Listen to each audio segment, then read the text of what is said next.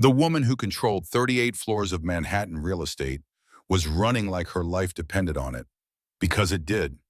Vivian Ashford, CEO of Ashford Publishing, the woman whose single glance could end careers and whose signature on a contract could launch dreams or destroy them, was sprinting through a children's playground in Madison Square Park wearing sneakers she had never worn before.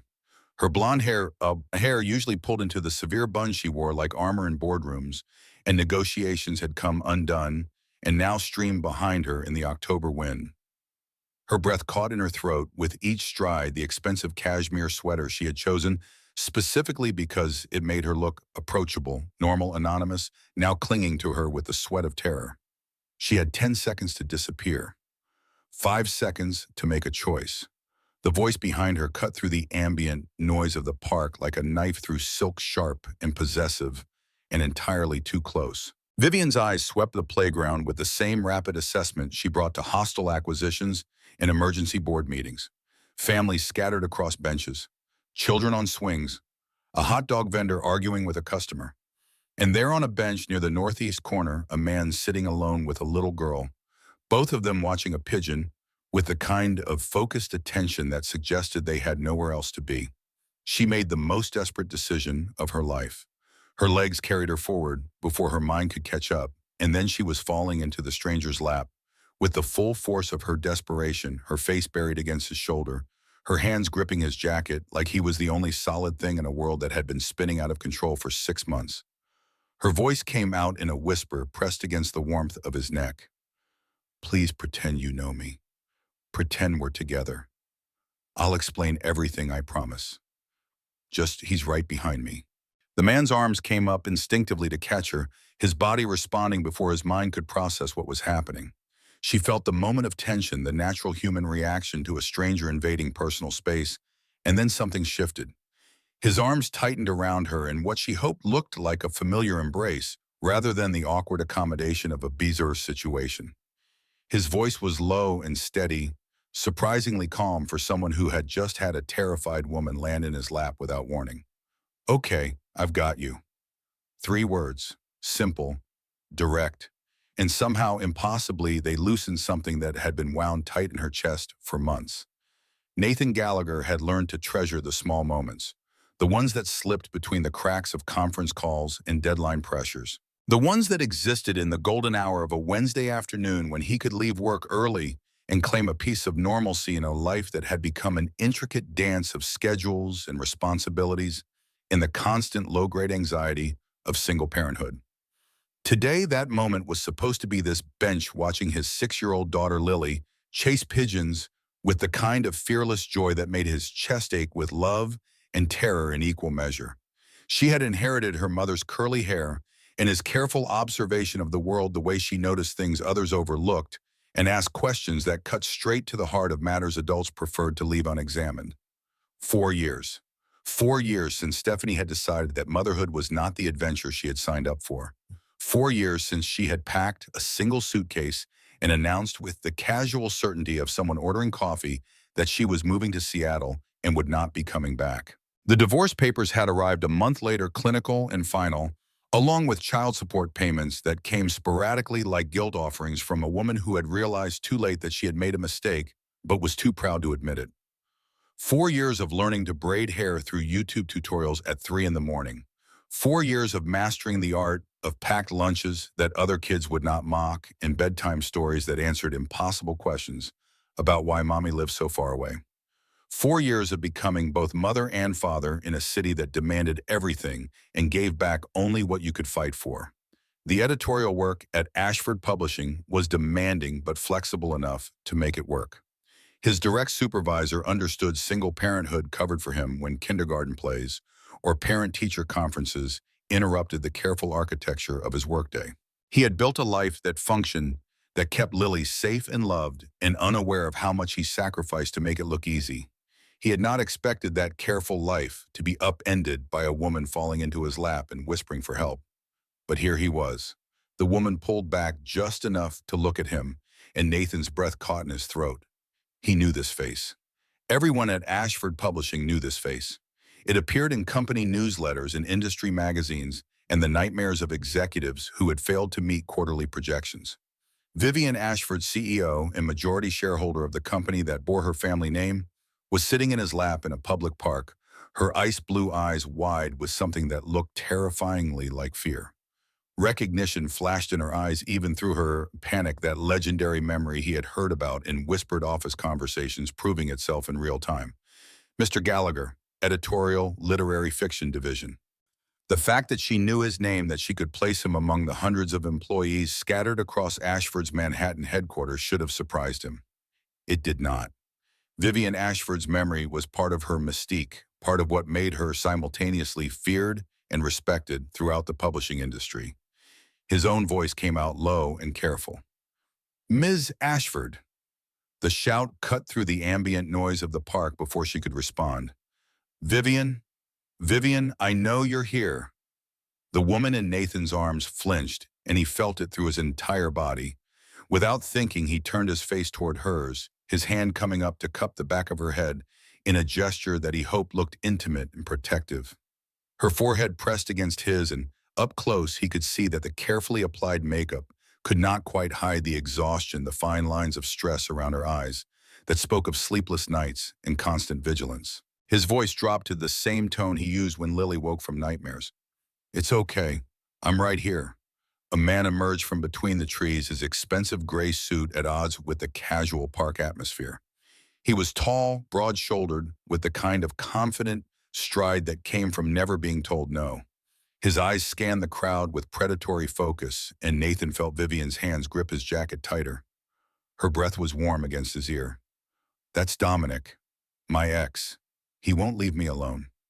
The man Dominic was moving through the park, systematically approaching blonde women, speaking to them with an intensity that made several step back uncomfortably. He was getting closer. Nathan's mind raced through options. He could confront the man, make a scene that would draw attention, and hopefully send Dominic away. But that felt wrong, felt like it would escalate rather than diffuse. Or he could do what Vivian had asked. Pretend this was normal. Pretend they were exactly what they appeared to be, a couple spending an afternoon together. His voice was quiet but firm. "Trust me." He lifted his hand to her face, turning her head just slightly, creating the illusion of a private moment between lovers. He did not kiss her. That felt like a violation of something he could not name. But he let his thumb trace the line of her jaw in a gesture that, from a distance, would read as tenderness. Vivian understood immediately. She let her body relax against his, let one hand slide to his chest in a position that suggested familiarity and intimacy.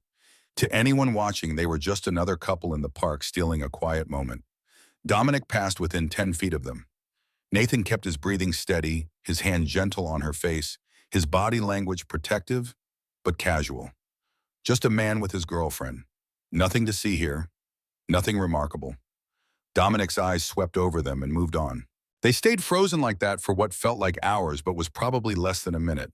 Finally, Dominic's voice echoed from the far side of the park, still calling Vivian's name, still searching, but he was moving away, his hunt taking him toward the street exits on the east side. The voice that shattered the moment was small and curious and entirely unexpected.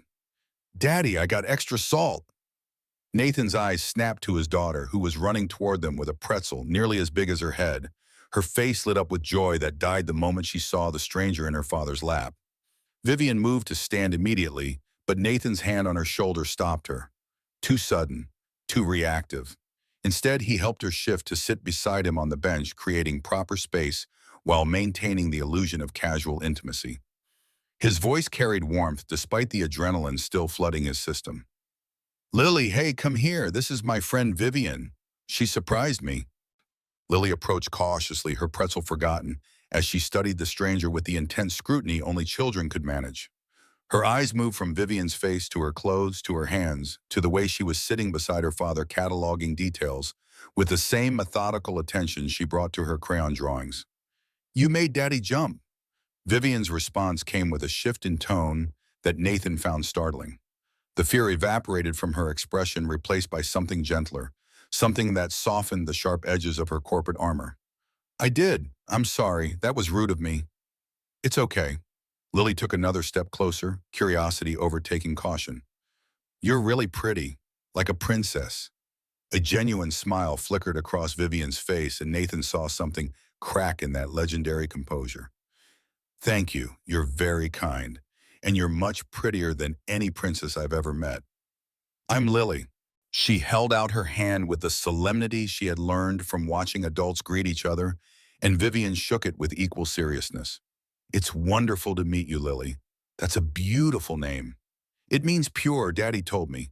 He also told me that lilies are flowers that grow even in mud, which means they're strong. Nathan watched the exchange with a mixture of pride and something he could not quite identify. His daughter had a gift for reading people, for seeing past surfaces to the truth underneath. She had asked at 4 years old why their neighbor Mrs. Patterson always smiled, even though her eyes looked sad. She had announced at 5 that her kindergarten teacher was scared of spiders, even though she pretended not to be. And now she was studying Vivian Ashford with the same penetrating attention. Lily tilted her head, her curls bouncing with the movement. You seem sad under the pretty. The words hung in the air like a held breath. Vivian went completely still, and Nathan saw the moment the observation landed, saw the way it cut through defenses that probably took decades to build. Her eyes glistened for just a moment before she blinked it away. Her voice was soft, almost inaudible. Maybe I am a little sad. Why, Lily? Nathan's tone carried a gentle warning. That's a personal question. It's okay. Vivian looked at Lily with something raw in her expression, something Nathan suspected she did not show often. Sometimes grown-ups get sad about complicated things that are hard to explain.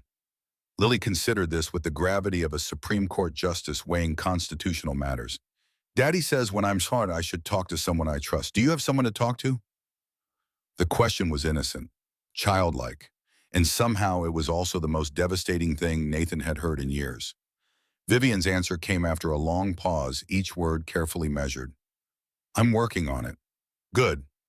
Lily climbed onto the bench between them, apparently deciding that Vivian had passed whatever test she had been conducting. Do you like pigeons? The shift in topic was so abrupt that Nathan almost laughed. This was his daughter in a nutshell, profound observations followed by complete non sequiturs, delivered with absolute confidence in the logic connecting them. Vivian blinked, clearly not expecting that conversational turn. I'm not sure, I haven't thought about it. That one has a funny foot. Lily pointed at the limping pigeon, which had returned to forage near their bench. We've been watching it. Daddy says it probably got hurt, but it learned to walk differently, so it could still find food. He says that's called adapting. Nathan met Vivian's eyes over his daughter's head, and in that moment, 1,000 unspoken questions hung in the air between them. But Lily was there, innocent and unaware, and the situation required navigation more delicate than either of them had prepared for. His voice dropped low. Is he still out there? I don't know. Vivian's eyes scanned the park perimeter. But you're safe here. She looked at him with something like surprise. How can you be sure? No, I can't, but it seemed like the right thing to say. The honesty of it made something shift in her expression. Not quite a smile, not quite relief, something in between that Nathan filed away to examine later. How bad is this? His question was direct, practical. The same tone he used when Lily's school called about a scraped knee or a playground dispute. Vivian's voice dropped to barely a whisper. He's been following me for 6 months, ever since I ended things. He thinks... She stopped, glancing at Lily, who was absorbed in breaking off pieces of pretzel to throw to the pigeon. He thinks I'm making a mistake, that I'll come back. Will you always... No, the word was absolute, final. Never, but he won't accept that. Have you called the police? And tell them what? Vivian's laugh was bitter, exhausted. That my ex-boyfriend is trying to talk to me in public, that he's calling my name. There's no threat, no violence, just persistence. His father is a federal judge. My lawyer says, unless Dominic does something overtly illegal, I'm better off not escalating. Nathan processed this, his mind shifting through implications. Dominic had looked expensive, had moved with the confidence of someone used to getting his way. If he was willing to hunt Vivian through a public park in broad daylight, what else was he capable of? That sounds like stalking. Try proving it in court when his family has connections to half the judges in the Southern District. Lily's voice interrupted them again. The pigeon likes me. Look, Daddy, it's eating from my hand. She had crouched on the ground, pretzel pieces scattered around her feet, and the limping pigeon was indeed eating from her palm with the cautious trust of a creature that had learned to survive in a hostile world. Can we keep him? No, baby. Pigeons need to stay in the park. But he's lonely, I can tell. Nathan glanced at Vivian and caught something raw in her expression as she watched Lily. Something that looked like longing mixed with pain. It was gone in an instant, hidden behind the composure she wore like a second skin. But he had seen it, and it changed something in how he understood the woman sitting beside him. His voice was gentle. Lily the pigeon has a whole family here. All the other pigeons. He's not lonely, I promise. Lily considered this with the gravity she brought to important matters. Okay, but I'm going to visit him every time we come. Deal. Vivian stood, then smoothing her jeans in a gesture that looked like an attempt to reclaim composure. I should go before he comes back. She looked at Nathan, and for a moment the mask slipped again. Thank you for what you did. I know it was bizarre and inappropriate, and I'm sorry for putting you in that position. It's okay. Nathan stood as well, keeping himself between her and the direction Dominic had gone. Are you going to be all right? I always am. It's what I do. The smile she offered was practiced professional, the kind of smile that had probably closed million-dollar deals and ended careers with equal efficiency. Nathan recognized it for what it was: armor. Defense, the face she showed the world to hide whatever was breaking underneath. She reached into her pocket and pulled out a business card, then grabbed a pen from her purse and wrote something on the back. My personal cell. If Dominic contacts you, or if there's any fallout from this call, me immediately. I'll handle it. Nathan took the card, feeling the weight of expensive cardstock between his fingers. On the front, embossed lettering: Vivian Ashford, CEO, Ashford Publishing. On the back, a phone number in neat, precise handwriting. I mean it. Vivian's voice carried an edge of something he could not quite identify. Any problems at work, anything at all, call me. I won't let this affect your position at the company. I'm not worried about that. Then you're not thinking clearly. But there was no edge to the words, just exhaustion. I should go. Thank you again. Both of you. She started to walk away, and Nathan watched her go. Watched the transformation happen in real time. With each step, she pulled herself taller, straightened her shoulders, became once again the untouchable Vivian Ashford, who ran a publishing empire with calculated precision. By the time she reached the park entrance, she was checking her phone with the brisk efficiency of someone whose time was worth thousands of dollars per hour. Lily appeared at his side, slipping her small hand into his. Daddy, is Vivian okay? I don't know, sweetheart. I hope so. She seems sad under the pretty. He looked down at his daughter, at her serious expression, and wondered how someone so young could see so clearly. Yeah, I think maybe she is. Maybe she needs a friend. Maybe she does. They stayed in the park for another hour, but Nathan's attention was split now, constantly scanning the trees and pathways for signs of Dominic's return. He saw nothing, no one suspicious, but the peaceful afternoon had been fractured by something he did not fully understand yet. When they finally headed home to their small apartment in Hell's Kitchen, Lily chattering about the pigeon and whether they could come back tomorrow, Nathan found his hand going to his pocket, feeling the edge of Vivian's business card like a promise or a warning. He did not know which yet. The offices of Ashford Publishing occupied floors 36 through 38 of a gleaming tower in Midtown, a testament to old money meeting new ambition. Nathan arrived the next morning with the same mixture of exhaustion and determination that powered most of his days. Lily was safely deposited at her school's Before Care program, his mind already organizing the day's priorities. The manuscript from Rebecca Morrison needed notes by noon. The acquisition meeting for the debut novel he was championing was at 2. Phone call with an agent about contract terms at 3:30. It was a manageable day, the kind he had learned to navigate while still leaving early enough to pick Lily up by 6. He was halfway to the elevators when he heard his name. Nate, wait up. Brad Reeves, one of the other senior editors and Nathan's closest thing to a friend at Ashford, jogged across the marble lobby, his messenger bag bouncing against his hip. Brad had the perpetually rumpled look of someone who cared more about words than appearance, his hair always slightly too long, his ties always slightly askew. Did you hear what? About the drama on 38? Brad jabbed the elevator button with unnecessary force. Apparently, Vivian Ashford fired 3 executives yesterday afternoon. just walked into their offices and told them to pack up. Nathan felt something cold settle in his stomach. Why? No one knows, but the rumor is it's something personal, not performance-related. Brad studied him with the same careful attention he applied to manuscripts. People are saying she's been on edge 4 months. More than usual, I mean.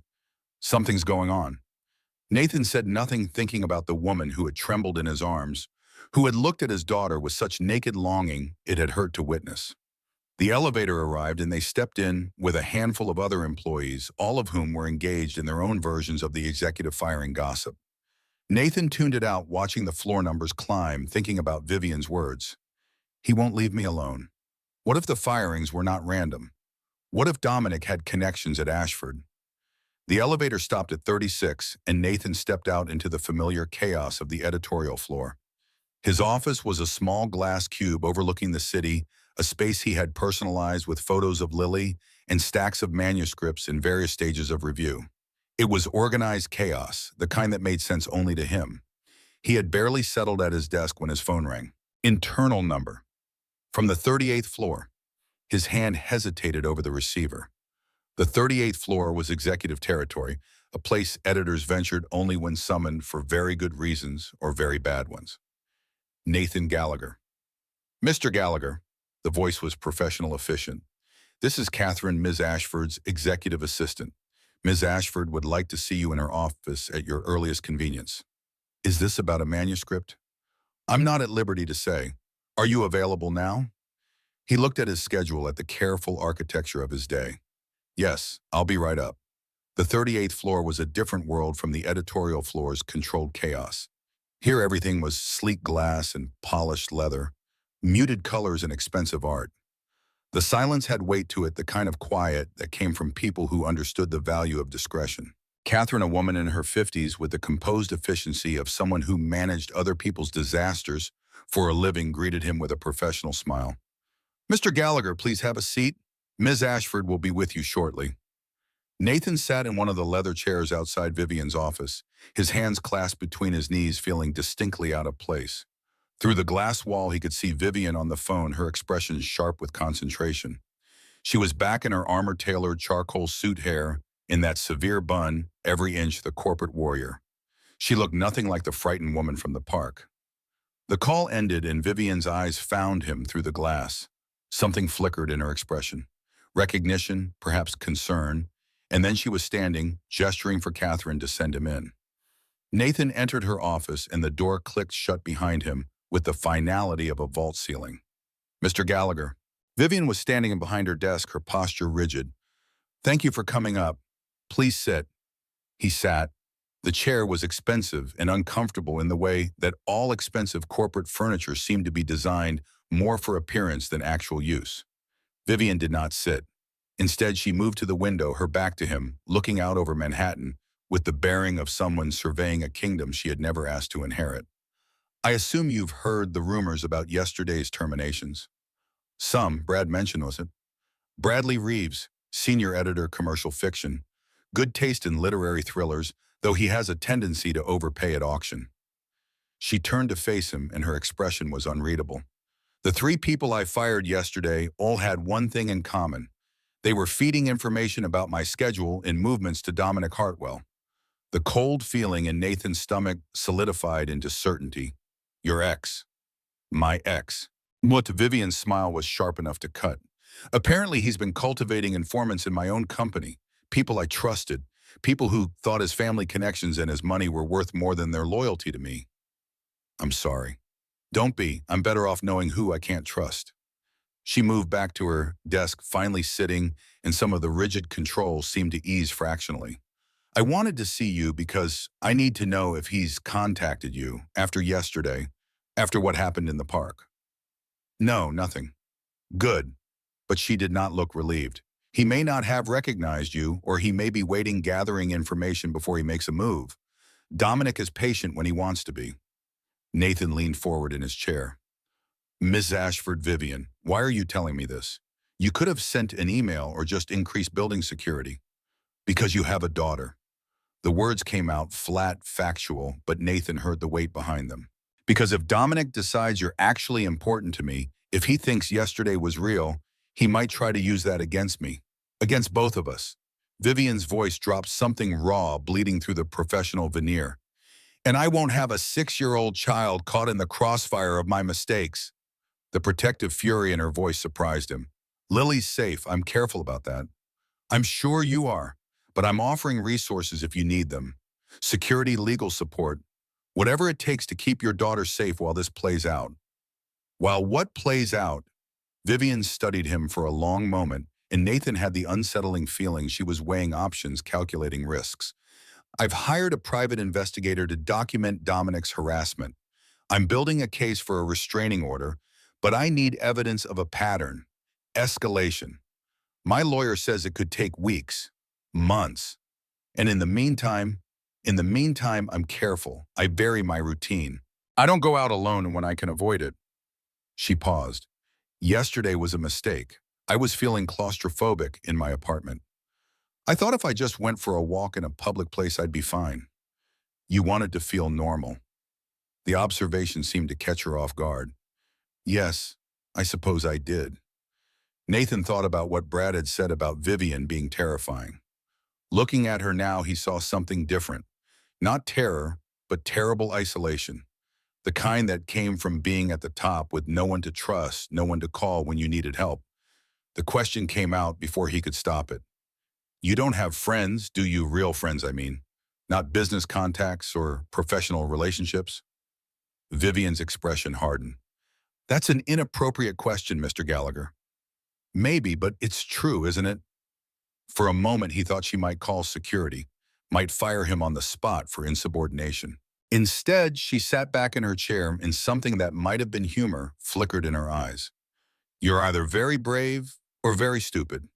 I'm a single father. I gave up on being either brave or stupid when my daughter was born. Now I'm just practical.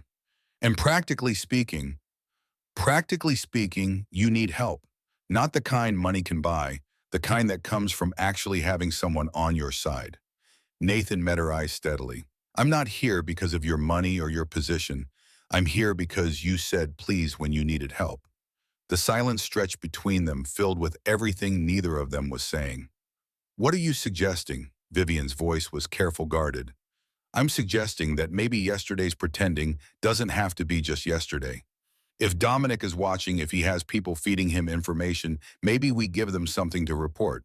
You with someone, building a life that doesn't include him. You're offering to be my fake boyfriend. There was no inflection in her voice, no indication of what she thought of the idea. I'm offering to be your friend. The boyfriend thing, that's just logistics. Nathan stood preparing to leave. Think about it. You know where to find me. 2 floors down, drowning in unsolicited manuscripts and trying to convince the acquisitions team that literary fiction still matters. He was almost to the door when she spoke again. Why would you do this? You don't know me. You don't owe me anything. Nathan turned back. Because yesterday when you asked for help, you didn't demand it. You asked. You said please. And because my daughter thought you looked under the pretty, and she's usually right about people. He shrugged, the gesture more vulnerable than he intended. And maybe because being alone when you're scared isn't something anyone should have to do, not even untouchable CEOs. He left before she could respond, before she could see that his hands were shaking slightly from the adrenaline of essentially offering himself as part of a situation he did not fully understand. The elevator ride down to 36 felt longer than usual.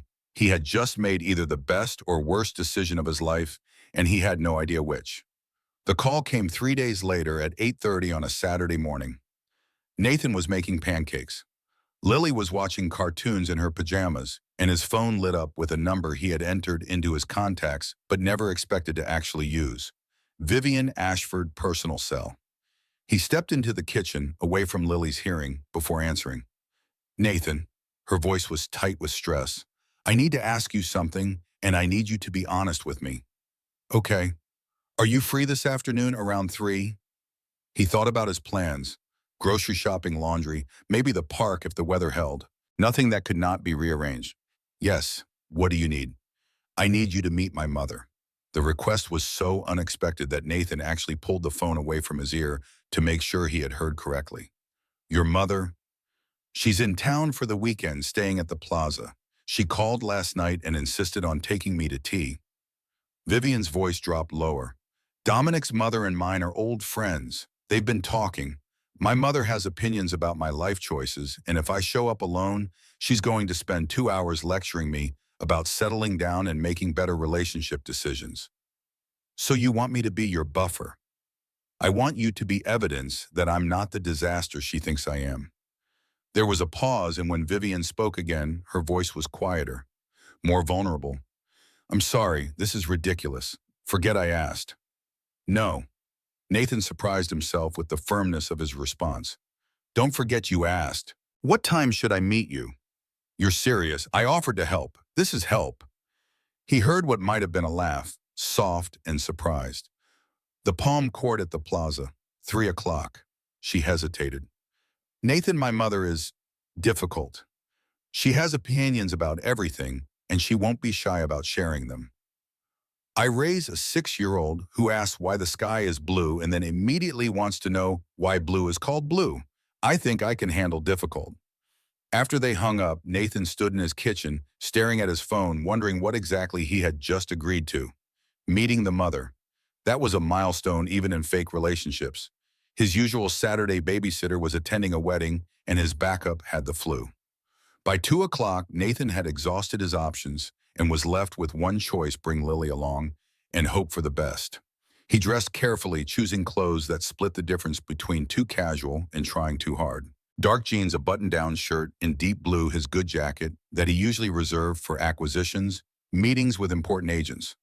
Lily insisted on wearing her favorite dress, the purple one with the sparkly butterflies, and Nathan did not have the heart to argue. The Plaza Hotel rose like a monument to gilded excess on the corner of Fifth Avenue, and Nathan felt distinctly out of place walking through the ornate entrance with his daughter's hand in his. This was not his world. His world was cramped apartments and grocery store birthday cakes, public school fundraisers, and dollar pizza slices. The Palm Court was a symphony of white marble and crystal towering palm trees and the gentle clink of expensive china. Nathan spotted Vivian immediately. She was sitting at a corner table with a woman who could only be her mother. Both of them were dressed in the kind of elegant simplicity that cost more than Nathan's monthly rent. Vivian saw him and stood, and something like relief flashed across her face before she smoothed it into a smile. Nathan, thank you for coming. She was wearing a dress in soft gray, her hair down around her shoulders, and she looked more like the woman from the park than the CEO from her office. It made something in Nathan's chest tighten unexpectedly. Of course. He was acutely aware of Lily pressing against his side, suddenly shy in the face of such overwhelming elegance. I hope it's okay that I brought Lily. Childcare fell through. It's perfect. Vivian crouched down to Lily's level, that same gentle transformation Nathan had witnessed in the park happening again. Hi, Lily. It's good to see you again. I'd like you to meet my mother. She's kind of like a queen. They approached the table, and Vivian's mother rose with the kind of grace that came from decades of practice. Margaret Ashford was in her late 60s, elegantly slender, with the same ice blue eyes as her daughter and silver blonde hair styled with precision. She examined Nathan with the intensity of someone conducting a military inspection. Mother, this is Nathan Gallagher, and this is his daughter, Lily. Nathan, Lily, my mother, Margaret Ashford. Mr. Gallagher. Margaret extended her hand, which Nathan shook with a grip that was surprisingly firm. A pleasure to meet you. Mrs. Ashford. The pleasure is mine. Margaret's gaze shifted to Lily, and something softened in her expression. What a lovely dress, dear.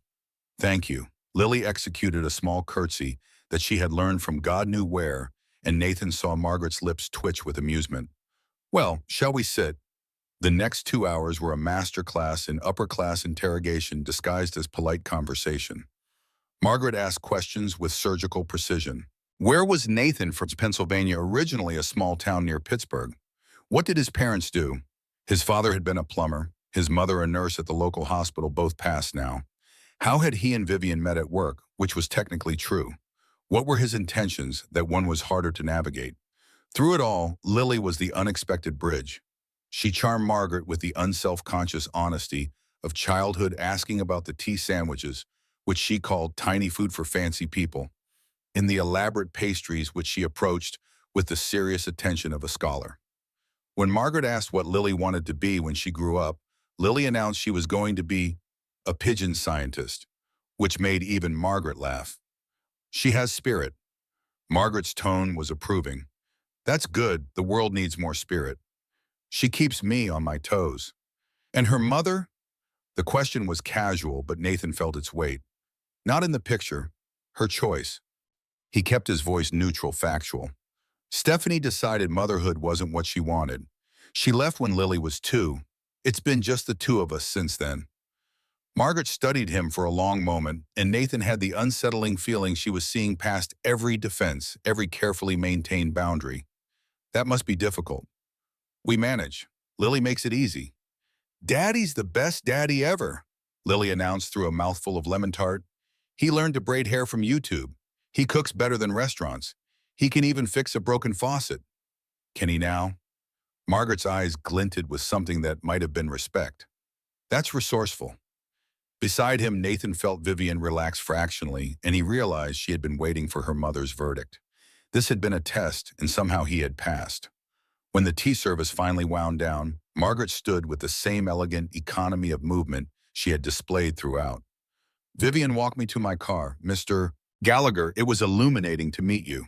Lily, you are a delightful young lady. Thank you for the tiny food, Lily said solemnly.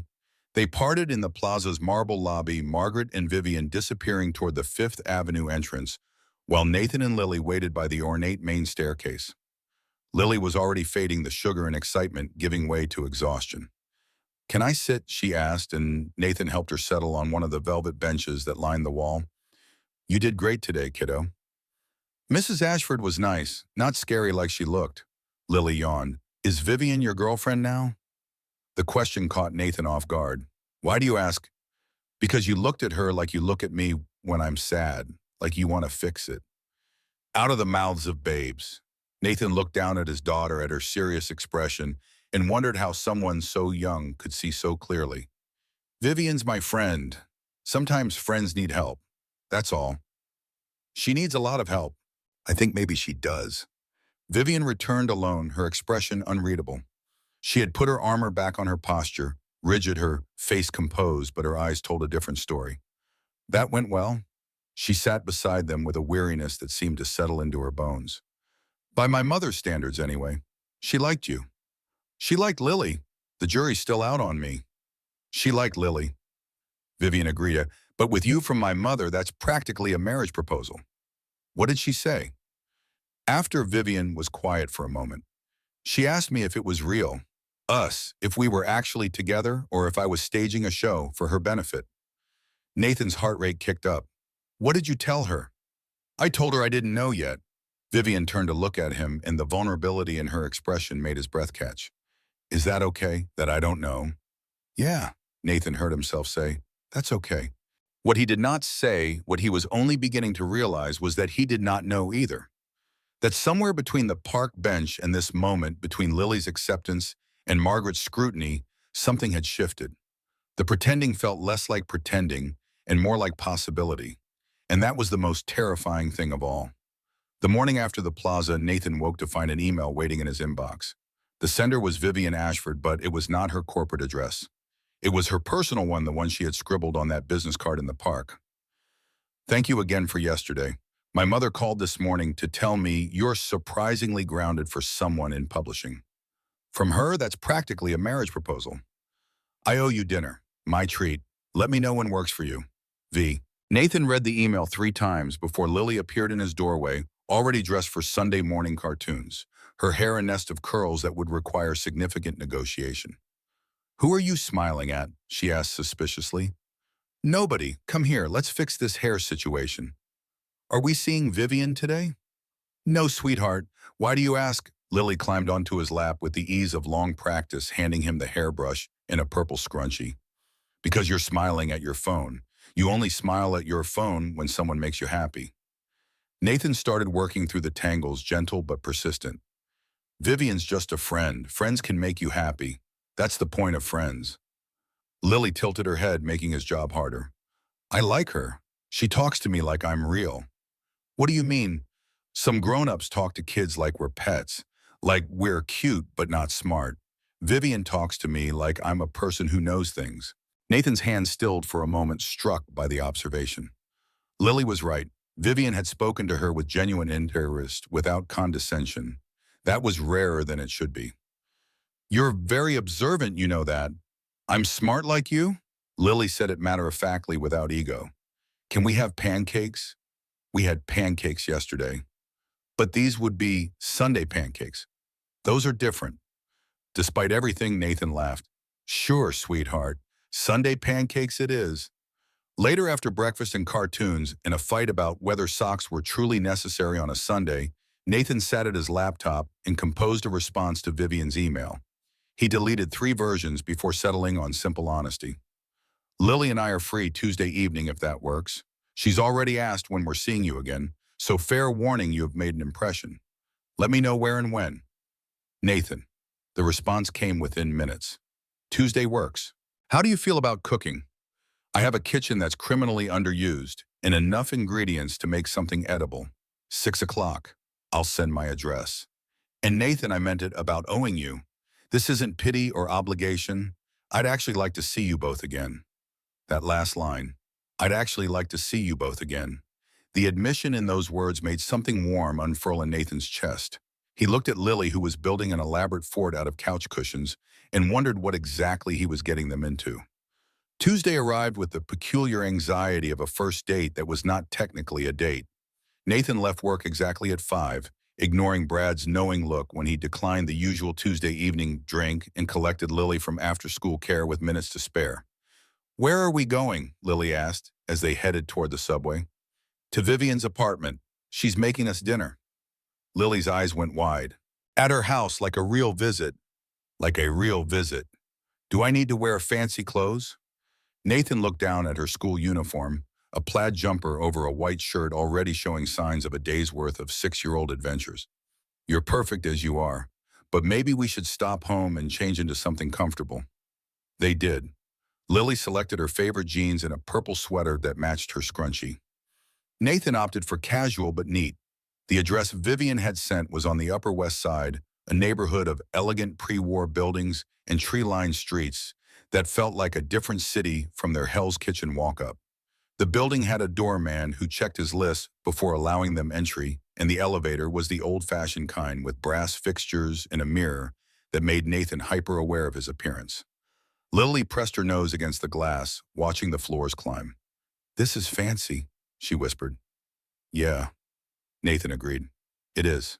Vivian's apartment was on the 18th floor, and she answered the door in jeans and a cream-colored sweater. Her hair pulled back in a ponytail. She looked younger this way, more approachable, and Nathan felt some of his nervousness ease. Hi. She smiled at Lily first. I'm so glad you came. I made cookies earlier, but I think I might have burned them slightly. That's okay, Lily said seriously.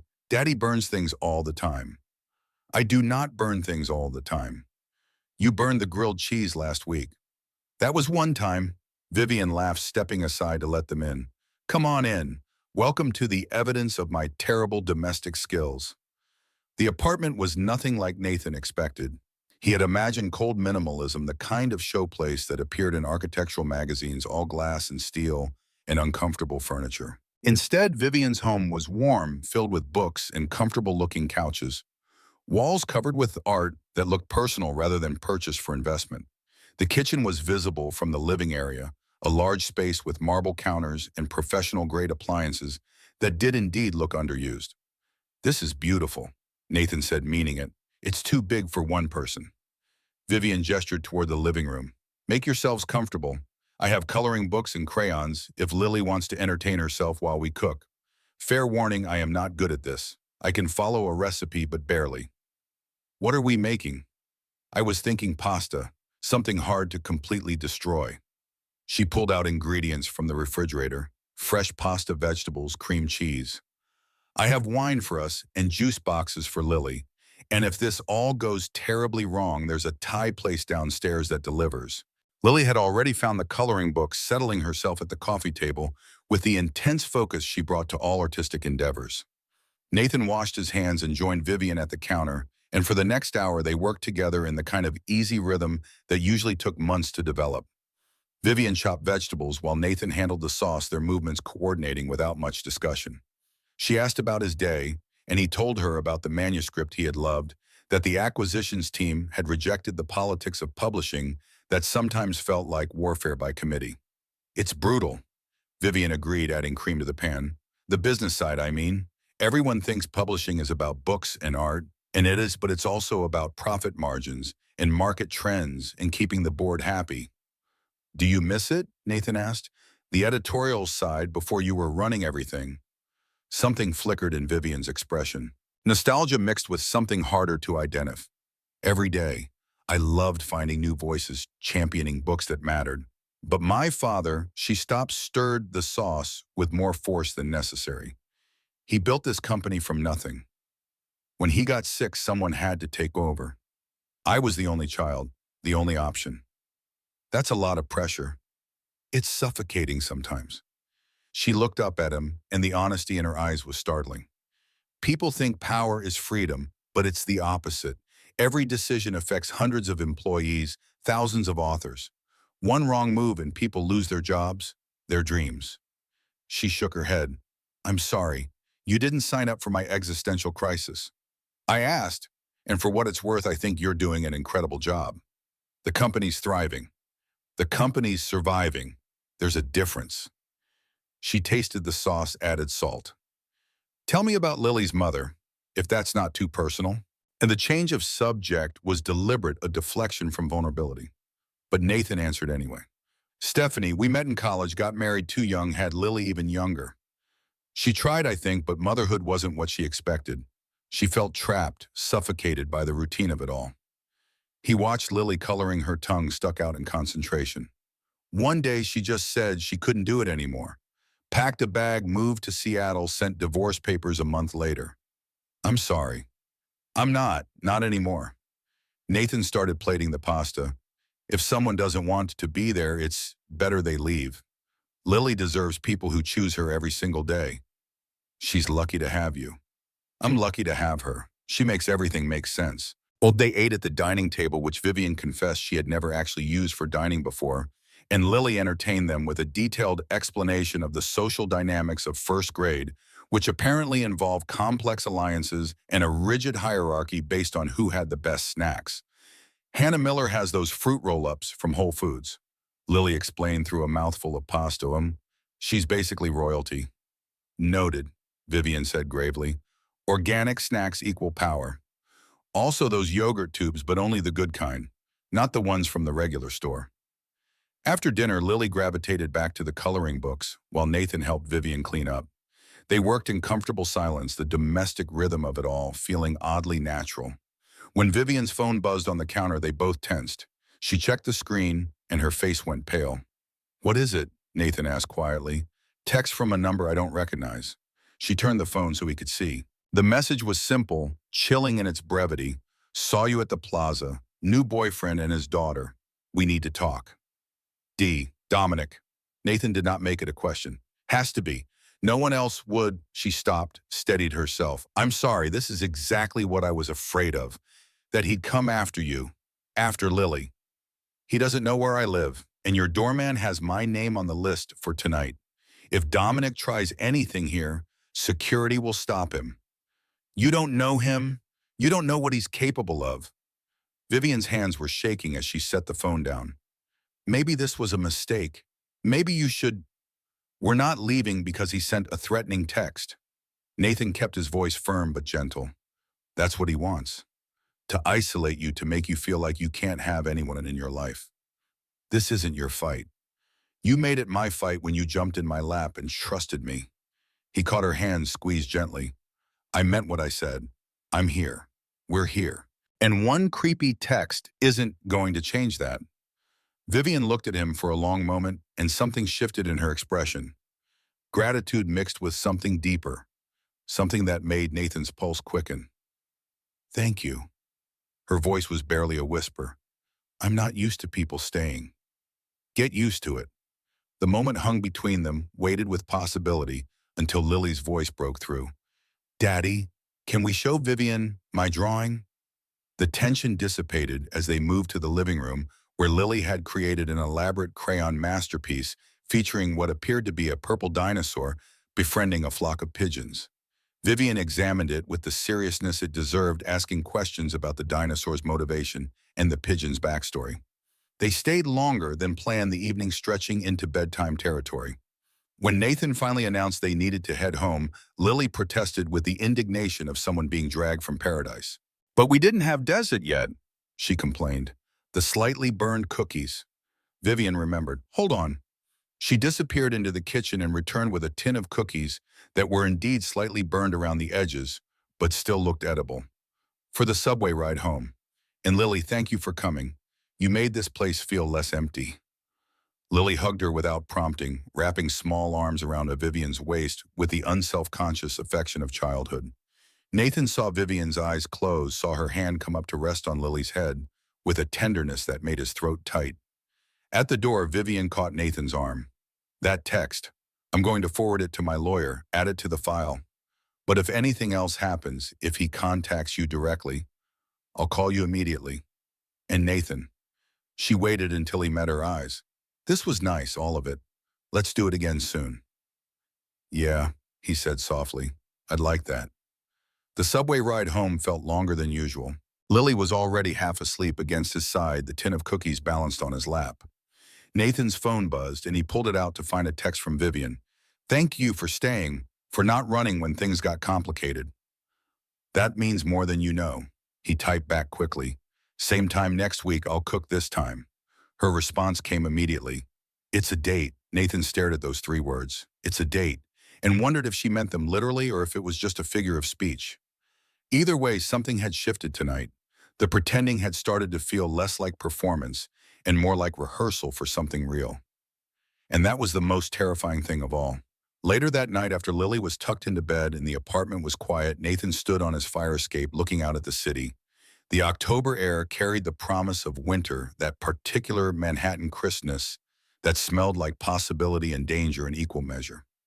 He thought about Vivian, about the fear in her eyes when she talked about Dominic, about the way she had looked at Lily with longing so raw it hurt to witness, about the woman who controlled 38 floors of Manhattan real estate, but could not control the man who refused to let her go. He thought about his own fears, about letting someone in after Stephanie had walked out, about introducing Lily to someone who might leave too, about the careful walls he had built around his heart and how easily Vivian seemed to slip through them. His phone buzzed one more time. "Vivian Zagitin, I keep thinking about what your daughter said, about being seen under the pretty. She sees things, doesn't she? Things most people miss." Nathan typed back, "She's always been like that. Sees straight through to the truth." Vivian's response took longer this time. "Maybe that's why I feel like I can trust you. Because she trusts you. And children know." Nathan read the message 3 times before responding. "They do. They always know." He stayed on the fire escape until the cold drove him inside, thinking about trust and fear, and the woman who had crashed into his carefully controlled life. Something was beginning, something neither of them had planned for or expected. And whatever came next, Nathan knew with absolute certainty that his life would never be the same. The Monday after their dinner at Vivian's apartment arrived with the kind of cold clarity that October brings to Manhattan, and Nathan was barely at his desk before Brad appeared in his doorway with an expression that suggested nothing good was coming. "We need to talk, now." Brad led him to his office, closed the door with more force than necessary, and turned his computer monitor so Nathan could see the screen. It displayed the company's internal forum, an anonymous space where employees gossiped about everything from acquisitions to executive decisions. The thread at the top had been posted over the weekend. The title was innocuous enough, office speculation, but the contents made Nathan's stomach drop. Anonymous users were discussing the CEO's sudden interest in a mid-level editor from literary fiction. Speculation ranged from the mundane to the malicious. One poster wondered if Nathan was sleeping his way to a promotion. Another suggested the child he brought to the plaza was not even his, that the whole thing was some kind of elaborate scheme to manipulate Vivian Ashford's emotions. Brad's voice was grim. "It gets worse. Scroll down." Nathan did. The later posts included details that should have been private. Mentions of the plaza visit, descriptions of Lily's purple dress, even speculation about whether Nathan's ex-wife knew her daughter was being used as a prop in some corporate seduction. His hand gripped the mouse hard enough to hurt. "Lily is my daughter." I know that. Anyone who knows you knows that. Brad studied him with the careful attention of someone reading between lines. But whoever posted this, they're trying to hurt you. Both of you. Who would do this? That's the question, isn't it? Brad lowered his voice further. There's been talk for months that Vivian has enemies inside the company. People who think she's too young for the dream, too ambitious, too something. If someone wanted to destabilize her, going after her personal life would be one way to do it. Nathan thought about Dominic's text message, about the 3 executives Vivian had fired for feeding information to her stalker, about the patient, methodical way a man with connections and money might work to isolate the woman who had rejected him. I need to call Vivian. Before you do, Brad caught his arm, is it real, you and her? Because if it is, you need to be ready for this to get worse before it gets better. Nathan met his friend's eyes steadily. It's complicated. That's not an answer. It's the only one I have right now. Vivian answered on the second ring, her voice carrying the sharp efficiency of someone in the middle of a crisis. I've already seen it. It traced the IP addresses. 4 more people with ties to the Hartwell family. I'm firing them this afternoon. Vivian, this is escalating. He's not just following you anymore. He's actively trying to destroy your reputation. I know. Her voice dropped, something raw, bleeding through the professional armor. I'm meeting with my lawyer in an hour. We have enough now for a restraining order. Documented harassment, evidence of a coordinated campaign. Even his father's connections won't be able to make this go away. What about Lily? What about me? If he's putting our names out there, I'm handling it. I sent an email to the entire company this morning addressing the rumors directly. I acknowledge that I've formed a personal friendship with an employee, but made clear that it has no impact on professional decisions. Anyone who continues to spread defamatory content about employees or their families will be terminated immediately and face legal action. Nathan processed this. It was decisive, aggressive, exactly what he would expect from the woman who ran a publishing empire. But it also painted a target on both of them. He's going to retaliate. I know. Vivian's exhale was audible through the phone. Nathan, if you want to step back, I understand. This is more than you signed up for. I'm not stepping back. The words came out with a certainty that surprised him. We talked about this. I'm not running because things got hard. Things are going to get harder. Then we deal with it together. The silence on the other end stretched long enough that Nathan wondered if the call had dropped. When Vivian spoke again, her voice was quieter, more vulnerable. I don't deserve you. Let me be the judge of that. The restraining order came through on Thursday. Vivian called Nathan from her lawyer's office, her voice carrying a mixture of relief and wariness that he was learning to recognize as her default state. It's done. Dominic has to stay at least 500 feet away from me, my home, my office. No contact directly or through third parties. If he violates it, he'll be arrested immediately. That's good news. It should be. She did not sound convinced. But I keep waiting for the other shoe to drop. I know him, Nathan. He won't accept defeat. He'll find another way. Her prediction proved accurate faster than either of them anticipated. The call came at 2:30 on Friday afternoon. Nathan was in the middle of reviewing a manuscript, red pen in hand, when his phone buzzed with an alert from Lily's school. He answered, expecting a routine notification about a schedule change or an upcoming event. The voice on the other end shattered that expectation. Mr. Gallagher, this is Principal Morrison. I need you to come to the school immediately. There's been an incident with Lily. His blood turned to ice. What kind of incident? Is she hurt? She's fine, she's safe, but... The principal's voice faltered. Mr. Gallagher, about an hour ago, a woman came to pick up Lily. She had identification from Ashford Publishing and claimed there was a family emergency. She knew details about your work schedule, Lily's teacher's name, even your home address. Nathan was already grabbing his jacket, his body moving before his mind caught up. Where is my daughter? That's what I'm trying to explain. The woman left with Lily, but your emergency contact, Mrs. Patterson, called about 15 minutes ago to confirm details about next week's school play. When we told her Lily had already been picked up by your assistant, she said you don't have an assistant. The world narrowed to a single point of focus. His daughter, missing. Taken by someone who had done their research, who knew enough to be convincing. Where is my daughter? We've called the police. They're on their way. Mr. Gallagher, I'm so sorry. We followed protocol. The woman had documentation she knew. He hung up without letting her finish. His hands shook as he called Vivian. She answered immediately as if she had been waiting. Nathan, what's wrong? Someone took Lily from school. They had fake credentials from Ashford. They knew everything, my schedule, her teacher, our address. Oh God, Vivian's voice cracked. I'm coming. Where are you? On my way to the school. I'll meet you there. And Nathan, she paused and he heard the terror in her voice that matched his own. We'll find her. I promise you. We'll find her. The next 20 minutes were the longest of Nathan's life. He arrived at the school to find police already there taking statements, securing footage from security cameras. Vivian appeared minutes later, her corporate armor abandoned for raw, undisguised fear. She stood beside him as detectives asked questions, as school administrators apologized, and explained and justified. The woman who had taken Lily was described as professional, well-dressed, convincing. She had known exactly what to say, exactly what documents to present. Then Nathan's phone rang. Unknown number. He answered on speaker, surrounded by police in Vivian's trembling presence. Mr. Gallagher. A woman's voice, professional and slightly confused. This is Patricia Walsh, manager at the Morrison Hotel on Fifth Avenue. I believe I have your daughter. The relief hit Nathan so hard his knees nearly buckled. Where is she? Is she okay? She's fine. She's in my office right now with hotel security.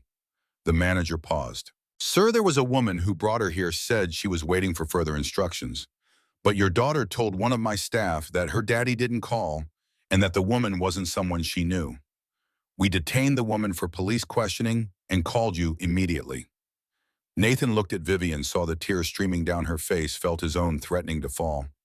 I'm on my way. Don't let her out of your sight. They found Lily in the hotel manager's office, small and scared but unharmed. She was clutching a stuffed bear someone had given her. Her eyes red-rimmed but dry. The moment she saw Nathan, she launched herself into his arms with enough force to nearly knock him over. Daddy! He held her so tight she squeaked in protest. I've got you. You're safe. I've got you. I told them, Lily's voice was muffled against his shoulder. I told them you didn't call, and she wasn't your person. Just like you taught me. Nathan's throat closed around a sob he could not release. You did perfect. You were so brave, sweetheart. So brave. Vivian hung back, watching the reunion with something devastated in her expression. When Lily finally loosened her grip on Nathan enough to look around, she spotted Vivian and reached for her too. Vivian? Vivian knelt beside them, her hands shaking as she touched Lily's face, her shoulders as if confirming the child was real and whole. I'm so sorry. Her voice broke. Lily, I'm so sorry this happened to you. It's okay, Lily said with the resilience of childhood. The hotel lady gave me juice in the teddy bear, and the police said they were going to catch the bad woman. Police questioning revealed what Nathan had already suspected.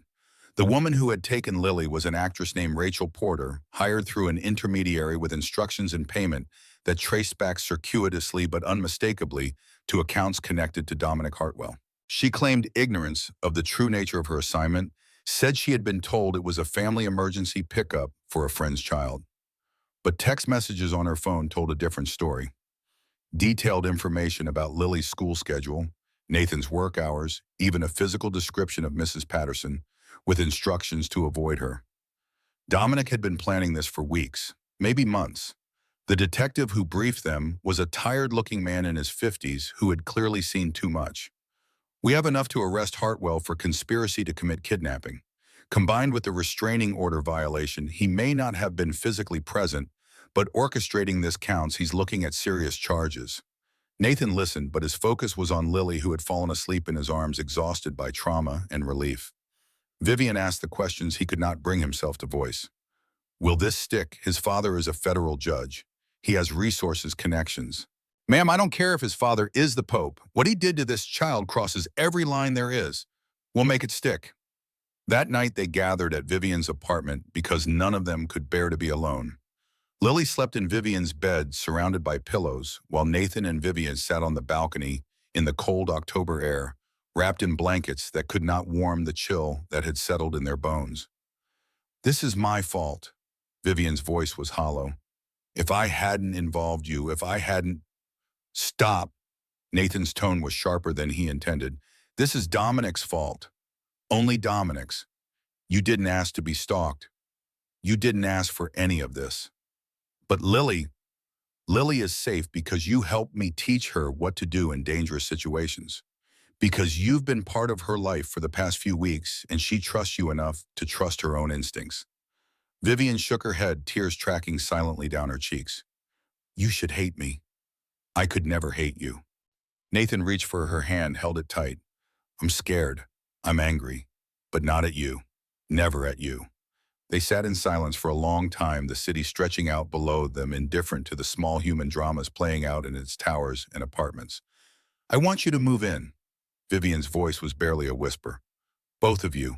Until this is over, until Dominic is locked away and can't hurt anyone else. This building has security cameras, doormen who know your face now. I can't... Her voice cracked. I can't sleep knowing you're out there unprotected.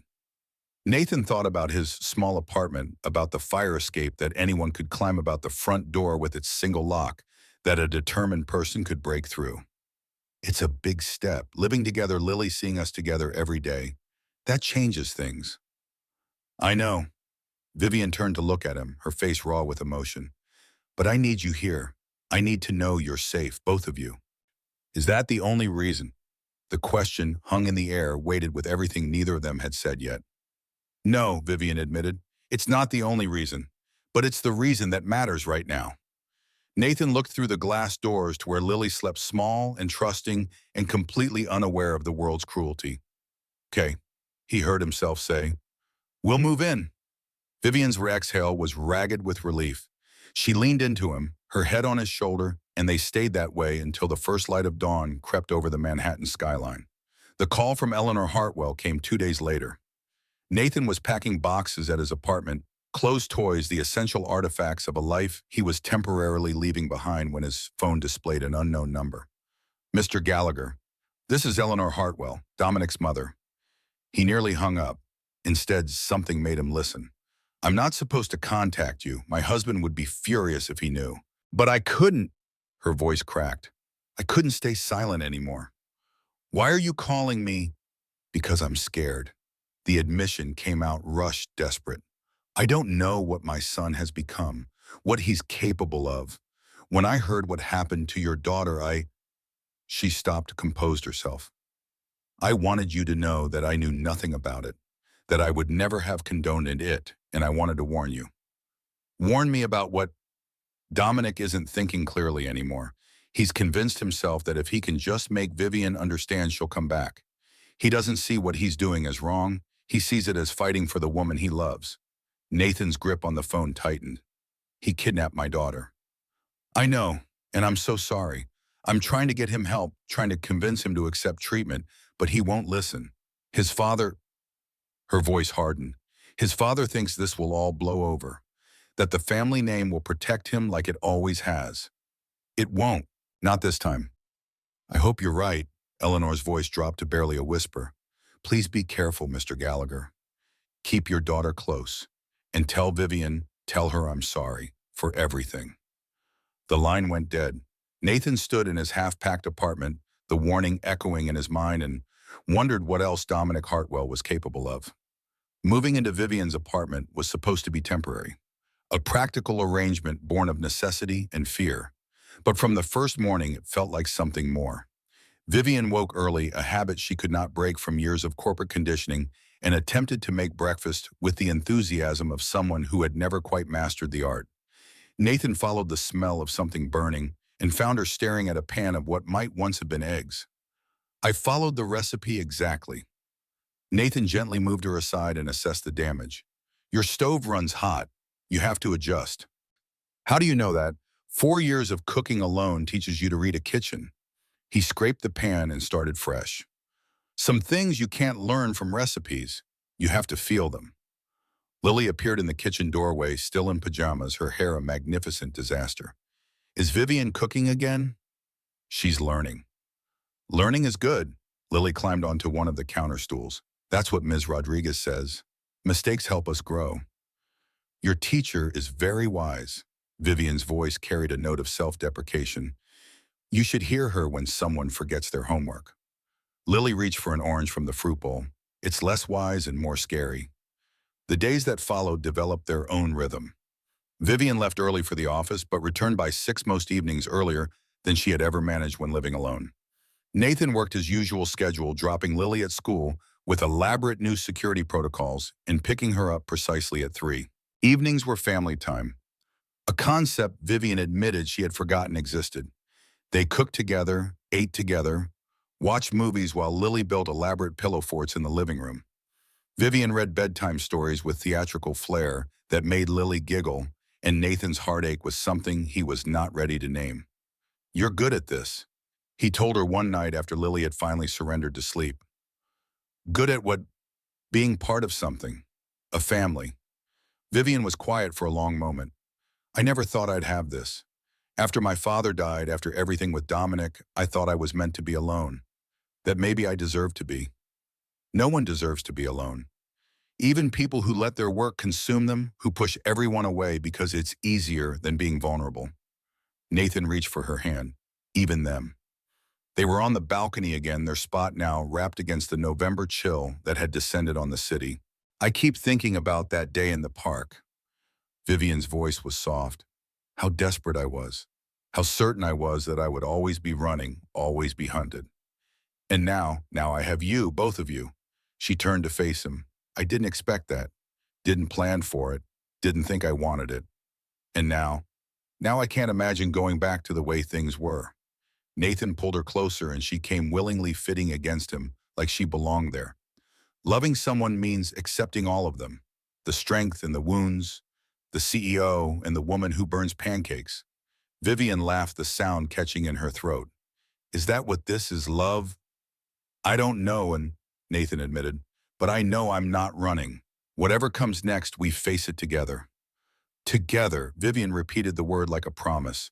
They kissed for the first time on that balcony, gentle and questioning, and when they finally pulled apart, Vivian's eyes were bright with tears. I'm scared. Ma, she whispered. Me too. Good. She managed a watery smile. Scared means it matters. The calm shattered on a Monday morning. Nathan was at his desk catching up on manuscripts after a weekend spent building pillow forts and attempting to teach Vivian to make French toast when his phone rang with Catherine's number. Mr. Gallagher, you need to come to the 38th floor immediately. Catherine's voice was tight with controlled panic. Dominic Hartwell just entered the building. He's demanding to see Ms. Ashford. Nathan was moving before she finished speaking. The elevator ride to 38 felt eternal. His mind raced through possibilities, through worst-case scenarios, through memories of Lily in that hotel room, and Vivian's face when she thought she had lost everything. The floor was chaos when he arrived. Employees had been evacuated to the stairwells. Security guards flanked the hallway leading to Vivian's office. And there, standing in the center of the executive floor, like a man who still believed the world owed him something, was Dominic Hartwell. He looked terrible. Unshaven clothes, rumpled eyes, carrying the feverish intensity of someone who had lost touch with reality. The polished predator from the park was gone, replaced by something more dangerous, a man with nothing left to lose. Where is she? Dominic's voice echoed through the empty space. I know she's here. I need to talk to her. I need to make her understand. Nathan stepped forward, positioning himself between Dominic and the hallway to Vivian's office. Dominic, you need to leave.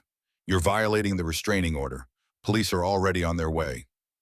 Dominic's attention snapped to him, and something ugly twisted across his features.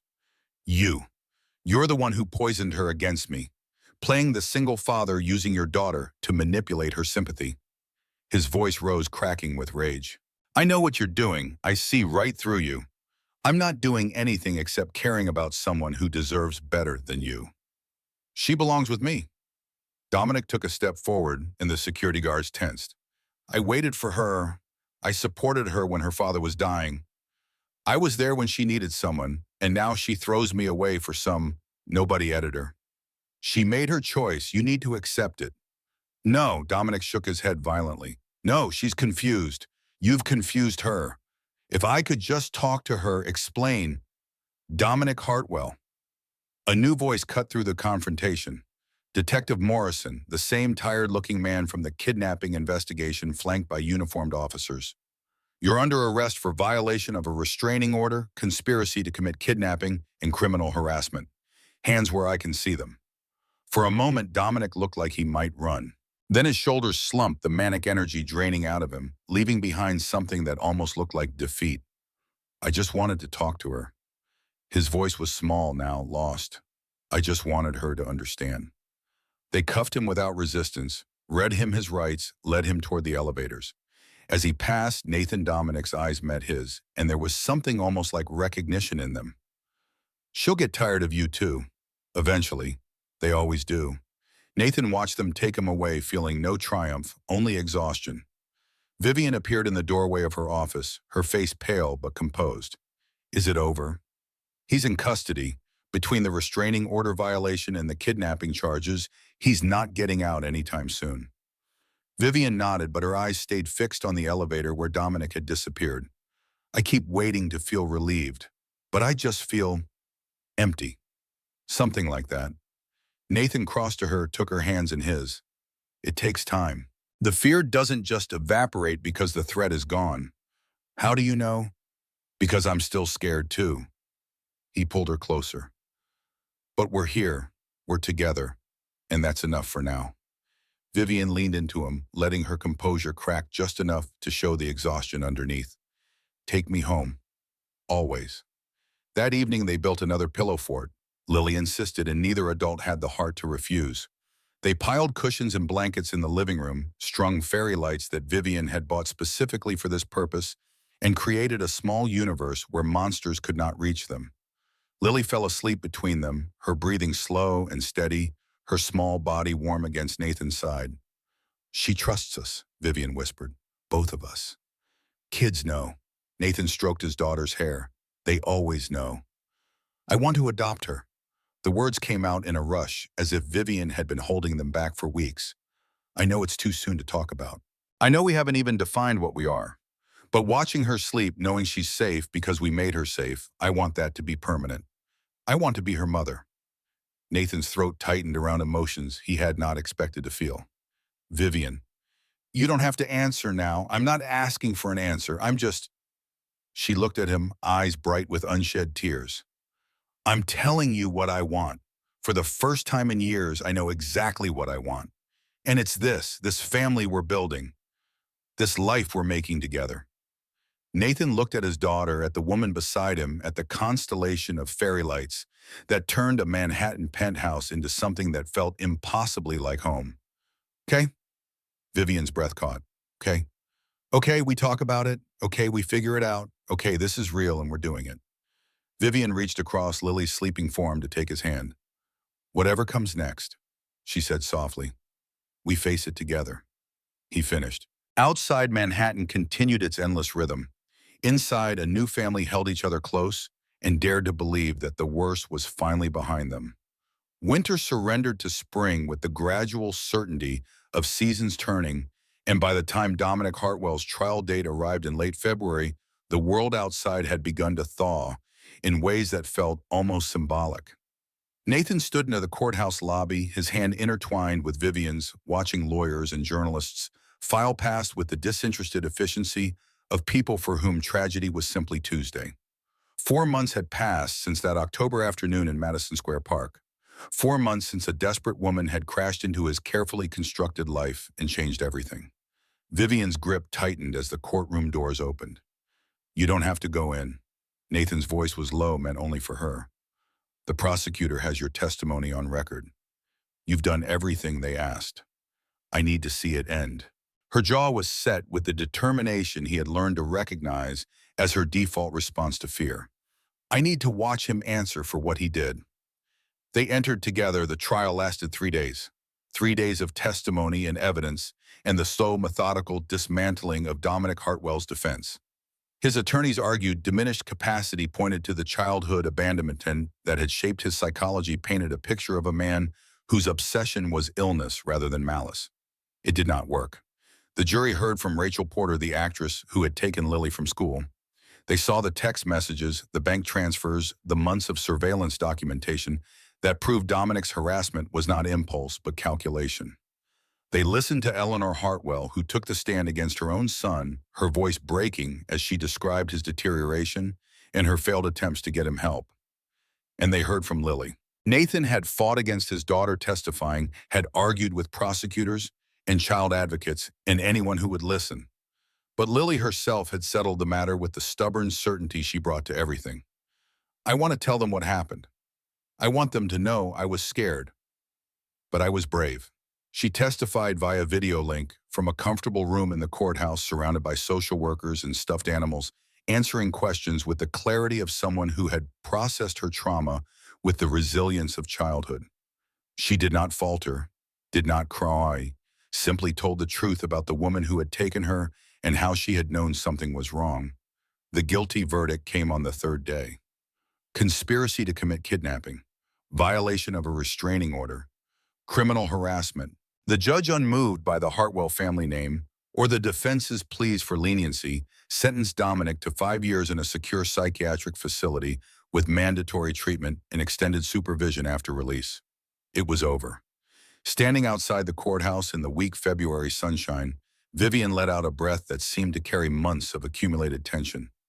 I kept waiting for something to go wrong, for his father's connections to make it all disappear. Some things even connections can't fix. I want to believe that. I'm trying to believe that. Nathan pulled her close, pressing a kiss to her temple. It's done. He's gone, and we're still here. We're still here. Vivian repeated the words like an incantation, a spell against all the ways the world could still hurt them. The week after the trial, Nathan proposed. He had been carrying the ring for almost a month, a simple band he had chosen with the help of Lily's surprisingly sophisticated aesthetic opinions. He had planned something elaborate, something worthy of the woman who could have had anything she wanted, but in the end the moment found him unprepared. They were in Madison Square Park, the same bench where everything had started, the same pitch of grass where Lily had discovered the limping pigeon that had become her personal obsession. It was Saturday afternoon, the first truly warm day of the approaching spring, and Lily was crouched near the fountain, feeding pretzel crumbs to what she insisted was the same bird, now accompanied by what she called its new friend. It found a family, Lily announced, gesturing at the pair of pigeons. Just like us. Nathan looked at Vivian, at the woman who had crashed into his life and refused to leave, at the transformation that had happened over these months, the way her armor had softened without disappearing entirely, the way she had learned to let herself be loved. The ring was in his pocket. The words were on his tongue. Vivian Ashford. His voice carried steady despite the racing of his heart. You threw yourself into my life like a force of nature, and nothing has been the same since. You taught me that opening yourself to someone isn't weakness, it's the bravest thing a person can do. And I want to keep being brave with you for the rest of our lives. He pulled out the ring. Simple, elegant, perfect for a woman who did not need flash to prove her worth. Will you marry me? Will you let me spend the rest of my life proving that you deserve every bit of happiness you've been afraid to want? Vivian's eyes were bright with tears she was not trying to hide. Yes. The word came out like a release, like something that had been waiting to be said for longer than either of them realized. Yes to everything. Yes to the marriage and the family and the life we're building. Yes. Nathan slid the ring onto her finger and it fit perfectly, because of course it did, because some things are simply meant to be. Lily appeared beside them, having apparently abandoned her pigeon diplomacy to witness the important moment. Does this mean Vivian's going to be my mom now? Vivian knelt to meet Lily's eyes, her hand still trembling slightly with emotion. If you want me to be, we can make it official, a real adoption, with papers and everything. You'd be Lily Ashford Gallagher, if you want. Lily considered this with the gravity she brought to all important decisions. I want both names. They sound fancy together. Then that's exactly what we'll do. Lily threw her arms around Vivian's neck with the force of a small hurricane. I love you, Mom. The word hung in the spring air, new and precious, and exactly right. I love you too, sweetheart. Vivian's voice broke on the words. More than anything. They stayed in the park until the sun began to set, 3 people on a bench where 2 strangers had once collided, watching pigeons and planning futures, and believing finally that happiness was something they were allowed to have. The wedding was set for mid-April, a rushed timeline by most standards, but perfectly reasonable for people who had learned that waiting for the perfect moment meant sometimes missing the moment entirely. They combined the ceremony with Lily's adoption finalization, turning one celebration into two, creating a single day that would mark the official beginning of their family. The venue was a converted brownstone in Brooklyn, with a garden that Lily had declared perfect for pigeons, though thankfully none attended the actual ceremony. 40 guests gathered on white folding chairs, friends, family colleagues who had become friends, and one elderly neighbor with a judgmental cat in a carrier. Mrs. Patterson had insisted on bringing Mr. Whiskers. The cat spent the entire ceremony staring at the proceedings with aristocratic disdain, which felt oddly appropriate. Margaret Ashford sat in the front row, elegant in dove gray, dabbing at her eyes with a handkerchief that probably cost more than most people's wedding dresses. She had become an unexpected ally over the past months. Her initial skepticism transformed into something approaching maternal warmth, at least by Margaret's exacting standards. Brad Reeves served as best man, having argued convincingly that he had called the relationship before anyone else, and therefore deserved recognition for his romantic foresight. Vivian walked down the aisle in a dress of ivory silk that made her look like she had stepped out of another era, her hair loose around her shoulders, the way Nathan loved it best. She was beautiful, but that was not what made his breath catch. It was the openness in her expression, the unguarded joy that she had spent so many years hiding behind corporate armor. She reached him at the altar, and her hand found his with the easy certainty of coming home. Ready. I've been ready since you landed in my lap and asked me to pretend. I'm glad we stopped pretending. So am I. The ceremony was brief but meaningful. Personal vows exchanged under a canopy of spring flowers, while their assembled loved ones bore witness. Nathan spoke about finding courage in unexpected places, about learning that opening his heart again was not betrayal but healing. Vivian spoke about walls that had protected her so long, she forgot they were prisons, about the man and child who had shown her what it meant to be truly seen.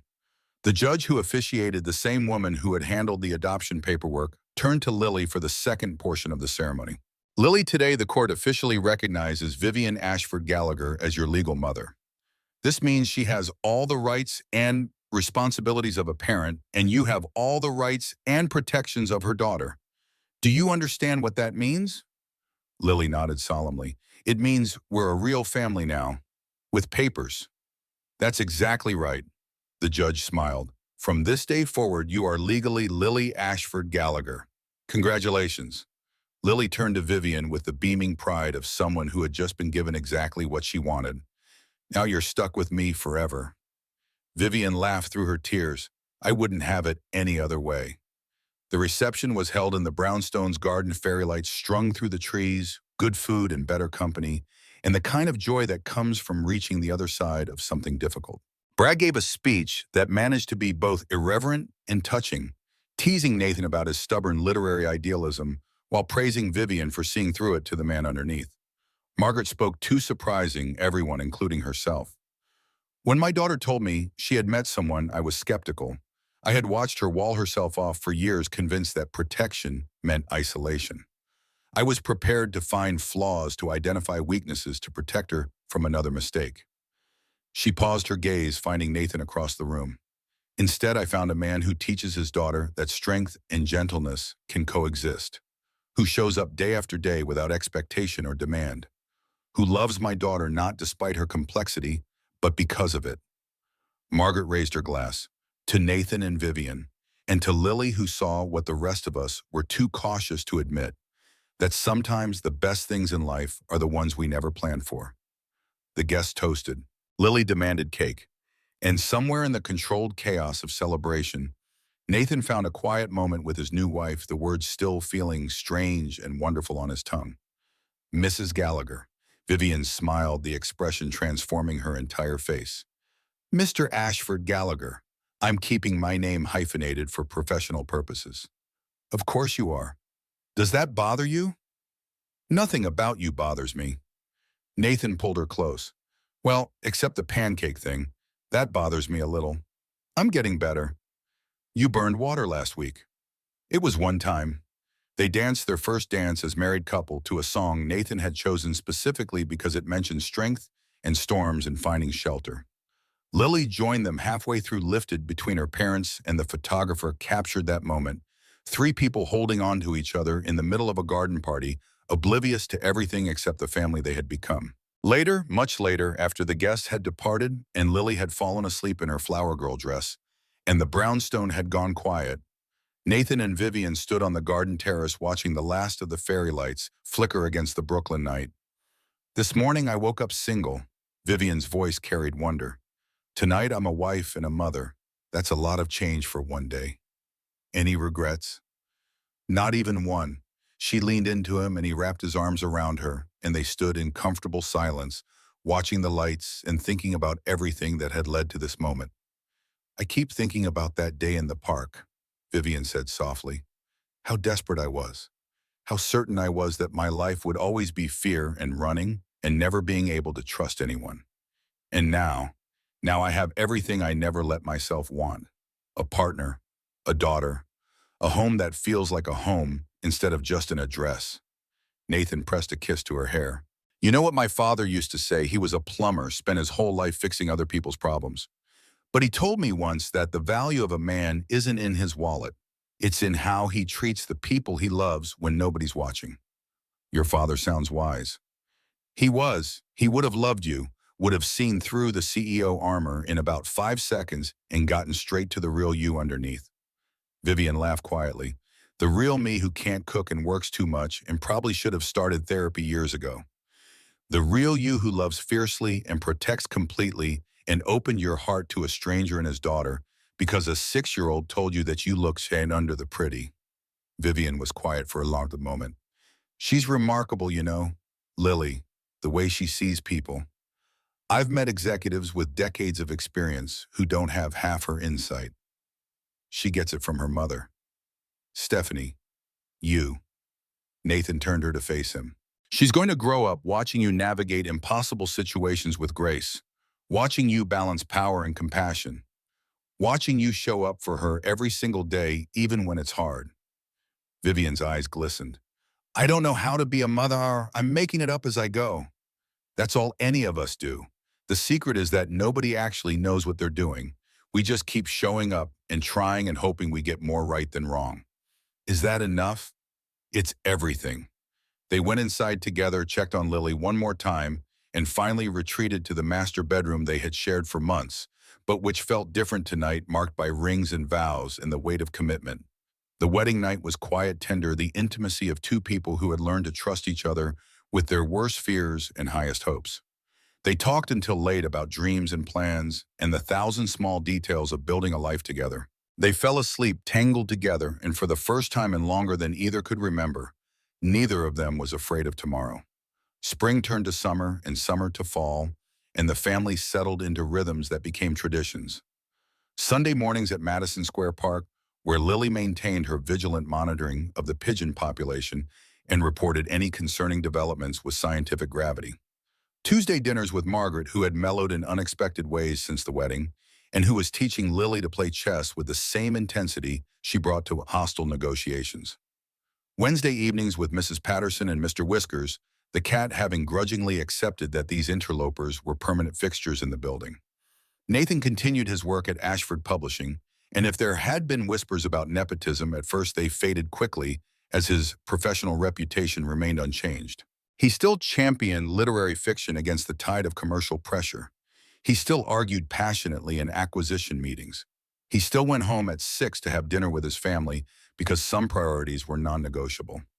Vivian learned to delegate, not completely, not all at once, but enough that she could leave the office before dark most nights, enough that weekends were sacred family time rather than extended work sessions.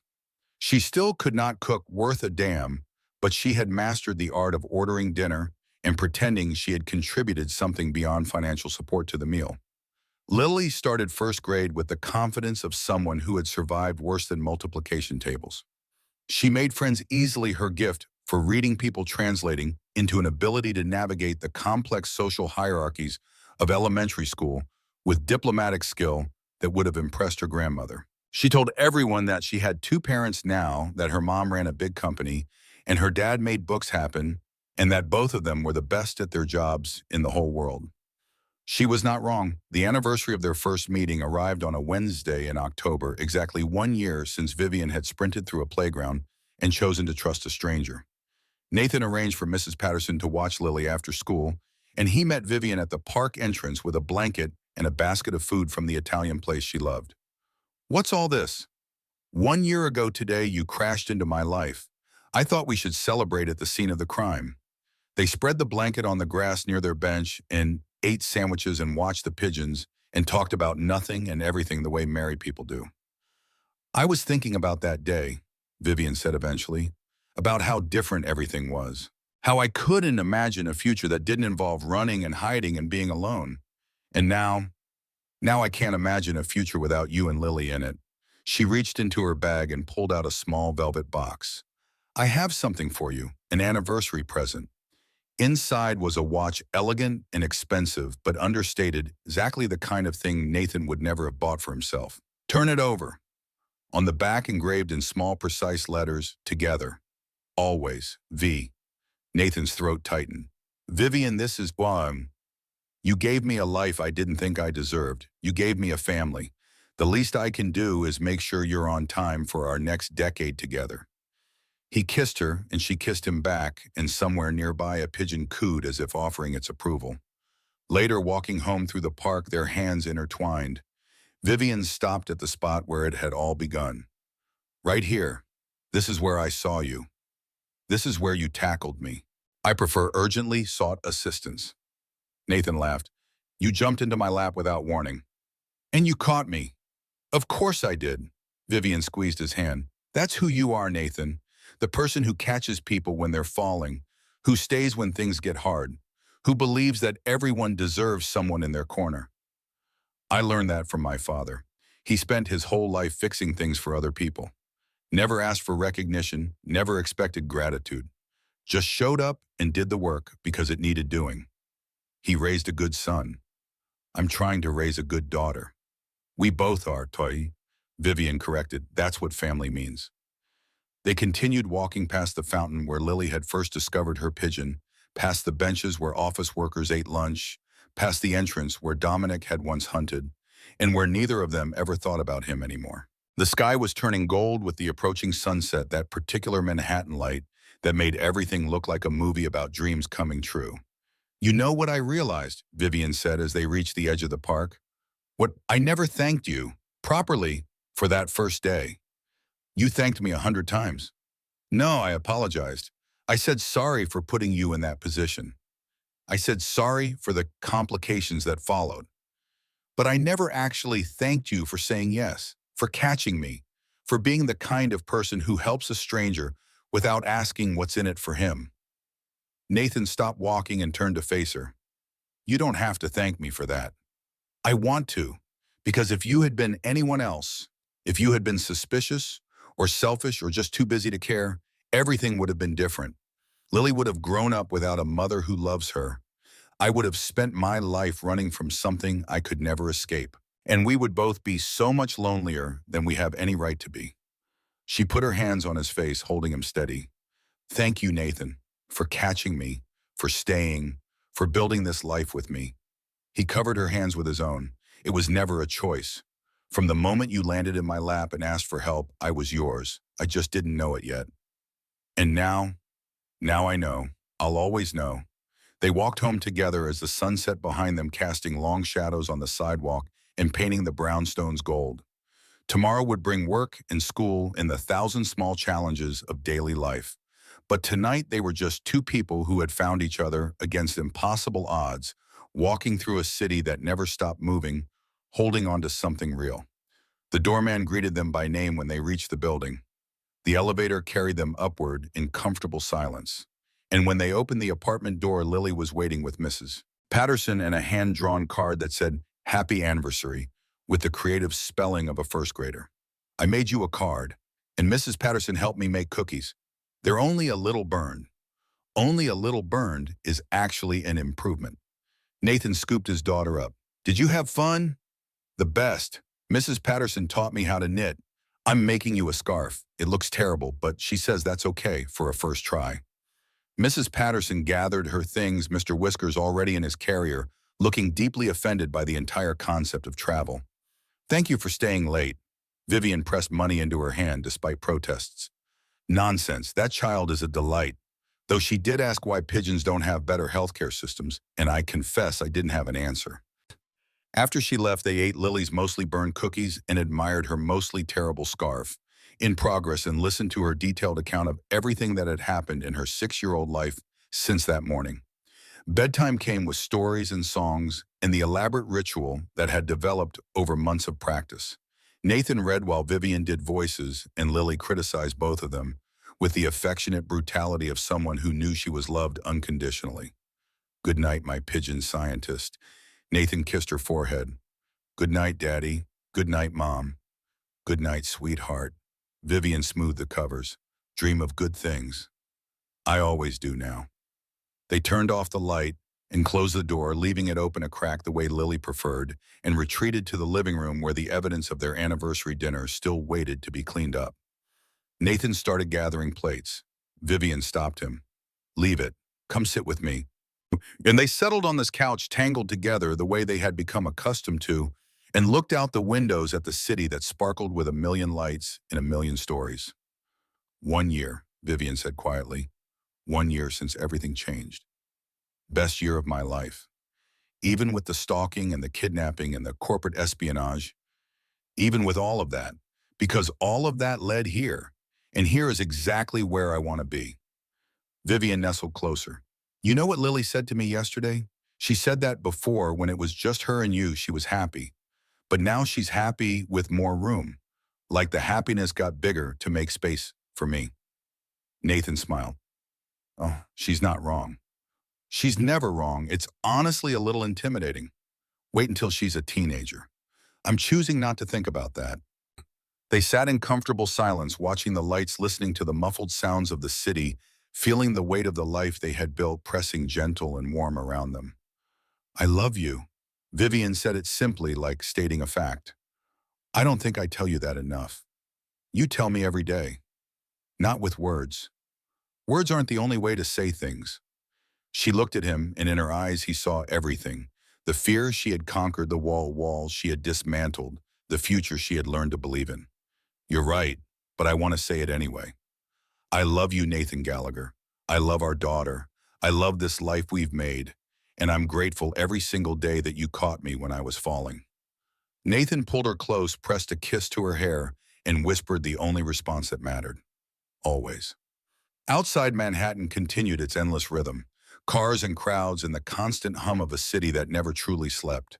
But inside this apartment, in this moment, 3 people had found something that most spend their whole lives searching for.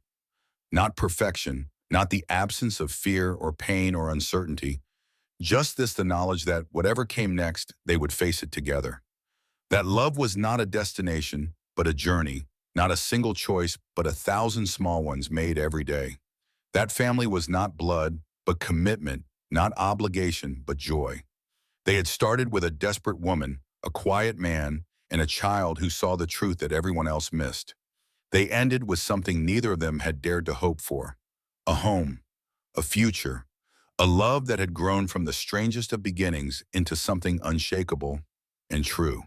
And in Madison Square Park, in the place where 2 strangers had become everything to each other, a limping pigeon pecked at crumbs in the moonlight, waiting for the little girl who would return on Sunday to check on it. Some stories end with fireworks and grand gestures. This one ended with a family asleep in a Manhattan apartment, holding on to each other, dreaming of all the ordinary, extraordinary days still to come.